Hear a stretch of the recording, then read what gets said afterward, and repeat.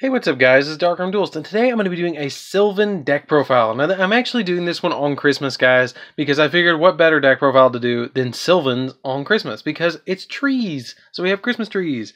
So, I thought this deck would be a lot of fun. It's been a long time since I actually upgraded this deck and actually played around with it. It's a really awesome deck that summons some really big tree people that just kind of pops off, and it's one of the first decks that they actually did excavating with and played around with it. It's actually pretty good, though. So anyways, guys, don't forget to like, comment, subscribe, and have a Merry Christmas and a Happy Holiday to you guys, too. And let's get straight on into this. So, don't forget to hit that bell down there, too, so you can become a part of the notification squad. So, first off, we're going to be playing 3 copies of the Sylvan Hermit Tree. Basically, once per turn, you can excavate the top card of your deck, and if a plant monster, send it to the graveyard, and if you do, draw a card. Otherwise, place it on the bottom of your deck. If this card is excavated from the deck and sent to the graveyard by a card effect, look at the top 3 cards of your deck and then place them back in any order. So it lets you stack your deck to be able to excavate the card that you need to. Then we play 3 copies of Sage Yugioh as well. They're also kind of like the pseudo boss monsters of the deck because they're really big too, like 28 or 27 and 26 is pretty big, and they're level 8s and level 7s, so they're really easy to summon off and get some really plays off of with them. But Sage Yugioh's effect is that when a Sylvan monster is sent to the graveyard, except during this damage step, you can special summon it from your hand, and then once per turn, you can excavate the top card of your deck, and if it's a plant monster, send it to the grave. Otherwise, place it on the bottom of the deck. They all share that ability that they get to excavate a card, and if this card is excavated, you can add a targeted Sylvan spell or trap card in your grave and add it to your hand, which is really cool. Then I play 2 copies of Flower Knight. The reason I play Flower Knight is it's good level 4 summon. It's just a really good body to be put on the board. But what it does is when it's normal summon, you get to excavate the top card of the deck. If it's a plant, you send it to the grave, and then it gets an effect. If it's excavated, is sent to the graveyard by a card effect, you can choose one Sylvan card from your deck and place it on top of your deck. So it's kind of like a mini Sage Yugioh that gets you to stack your deck a little bit. It's a good card, just as a 2 of. You could probably get away with not playing it at all, but I like 2 copies of it because it's a good 1800 body to summon. Then I play 2 copies of Marshleaf. Marshleaf is probably my favorite of them all, just for the artwork of him. Marshleaf's effect is that when he's normal summon, you can excavate either 1 or 2 of your cards off the top of your deck, and then send all excavated plants to the graveyard. And then if he is excavated and sent to the graveyard by a card effect, you can target 1 monster on the field and destroy it. Really good card. One of the more interesting ones is Kamushroom. Kamushroom is a flip effect monster. When it's flip face up, you choose a number between 1 and 5 and excavate that many cards from the top of your deck, and then send any excavated plants from the top of your deck to the grave. And then, if this card is excavated, you get to pop a spell or trap, which is really interesting. Then I play 3 copy of Peacekeeper. The level 1s are really the really good ones. But Peacekeeper's effect is when it's normal or special summon, you get to excavate a card.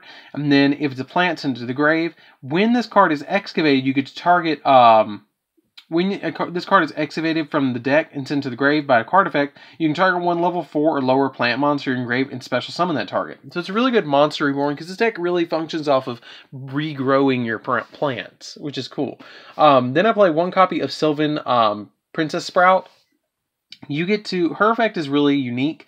You can either tribute her to excavate the top card of your deck and send it to the grave, and then you get to place 1 Sprout monster in your graveyard on the top of your deck, which is kind of cool because the only Sprout monster we play is Cherub Sprout, which is this one. And its effect also is if this card is excavated and sent to the graveyard, you can special summon it and then declare a level between 1 and 8, and then if you do, its level becomes that. But we only play 1 copy of it because you can kind of stack the deck to get it when you need it, but you don't want to draw it. Like, you never want to draw Princess Sprout. At least in my expertise of playing this deck. Then I play 1 copy of Sylvan Cherub Sprout. This is a really good playmaker of the deck, but again, I only want to play 1 copy of it. When this card is special summoned, you can choose either 1 or 2, and then excavate that many cards from the top of your deck. And if this card is excavated from the deck and sent to the graveyard by a card effect, you special summon 1 level 1 plant monster from your deck. So it lets you special summon out your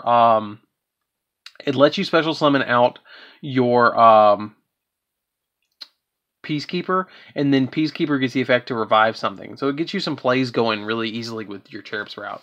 So then since it's a plant deck, you got to play 3 Lone Fire Blossoms, because Lone Fire Blossom is just a really awesome plant monster that goes with any single plant deck. So you've got to play it. You just tribute it to special summon any plant from your deck, so you can summon your Hermitries very easily. Then I choose to play 2 copies of Copy Plant. Copy Plant is a really good card in this deck, because what it does is that once per turn you can target a plant monster, and then this card's level becomes that until the end phase. So it can allow you to make some really awesome XYZ plays and some really awesome like synchro plays as well. So that's why I play it as a 2-of, so I can go in some cool synchro summons. I play 1 copy of Rose Lover. Rose Lover is basically, if it's in the grave, you can banish it to special summon 1 plant monster from your hand. And then if you do, it's unaffected by our opponent's traps. So it usually summons out my Hermitry. That's usually what I do with it. Then I play 1 copy of Glow Up Bulb. I foresee this getting banned in the near future, to be totally honest with you. And if this card is in the graveyard, you can send the top card of your deck to the grave and then special summon it. So it can allow you to summon some really awesome cards. Like, for instance, you can even summon out your Crystal Wing with this card. Like, all you have to do is get out onto the field a Black Rose Dragon and not nuke the board. And then you summon out your Crystal Wing on top of it. So it's really easily done with some really easy combos in this deck. So the last monster that we play is 1 copy of Spore. Spore is just a really interesting card that's a tuner. If it's in the graveyard, you can banish another plant monster, and then you get to special summon it from the grave and increase its level by the level of the monster that's banished. So if you banish like Sageakoya, it becomes a level 8, which is really awesome.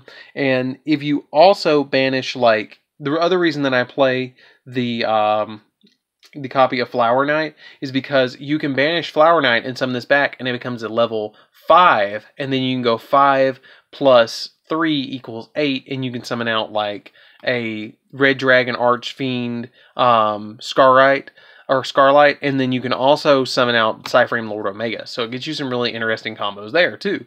So that's it. And Marshleaf too. Marshleaf makes it a 4, so you can go 4 and then go into like a level 3, like have another Marshleaf on the field, or get another Marshleaf on the field, and it lets you go into like your Black Rose, and then you have Glow Up Bulb, and then it lets you go into Crystal Wing, and then your opponent's like, oh my god, you got Crystal Wing. So that's it for the monsters, guys. Let's get into the spells. So for the spells, we're going to play 1 copy of Soul Charge, because this deck really benefits off of summoning all 3 Lone Fires at once. 1 copy of Monster Reborn, because Monster Reborn is a really good card. 2 copies of Solar Nutrients.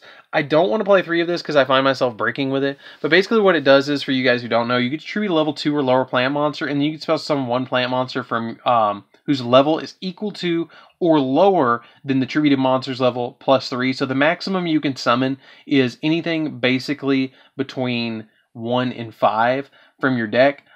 Basically, the main target you're going to summon about this, to keep it simple, is Lone Fire Blossom. You use this to summon Lone Fire Blossom to tribute it off to summon all your other Lone Fire Blossoms, then Soul Charge them all back, and then have like 2 Hermitries and 2 Sageakoyas, and then be able to OTK your opponent really easily. Then I play 3 copies of Mount Sylvania. This basically lets us send a plant monster from our hand to the graveyard. And then you get to choose a Sylvan monster from your deck and place it on top of the deck. It's a really good card. It's good for stacking the deck, but that's pretty much all it's good for. I mean, it has some other really awesome effects, and that's why we play it at 3. And the really cool thing is you can actually see Sageakoya in the art. You can see Hermitry over there in the art, and it's just a really awesome card. It has some really good effects. And then once per turn during your opponent's end phase, you can activate the top card of your deck, and if it's a plant monster, send it to the grave. Otherwise, place it on either the top or the bottom of the deck. Then I play 3 copies of Called by the Grave, because I don't want my opponent to like hand trap me at any point. So I play 3 copies of our Sylvan Charity.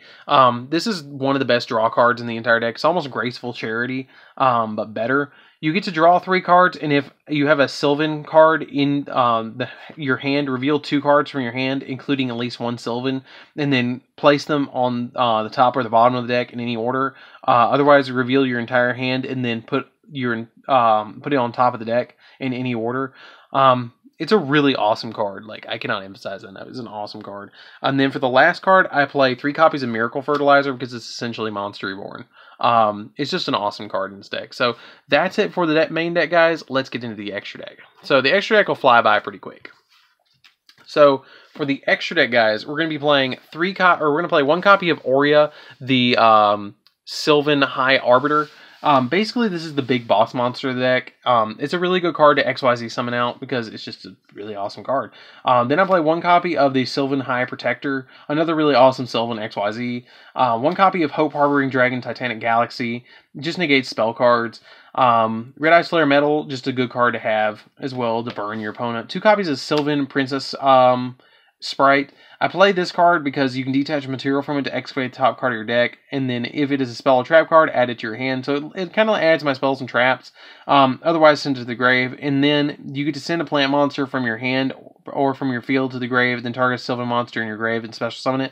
We play a lot of level 1s in here, so it's really easy to summon. My personal tech is 1 copy of Trishula.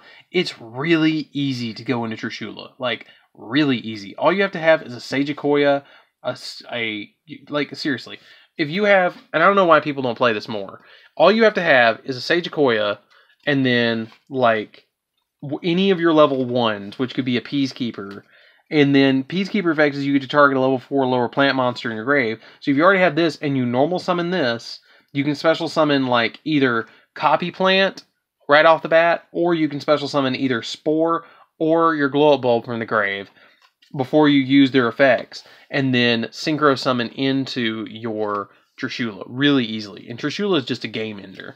1 copy of Crystal Wing. I already kind of talked about the combo with him. Scarrite, Red Dragon Archfiend, he's just there because he's good. Psyframe Lord Omega, same reason. Black Rose because it goes with plants as well, and blows the board. 1 copy of Borreload because it's really easy to go into. Boral Sword to OTK. Nightmare Unicorn because it bounces stuff. And Link Rebo because we play a lot of level 1s. I actually thought about playing 2 Link Rebos in this deck because we play so many level 1s, but I didn't.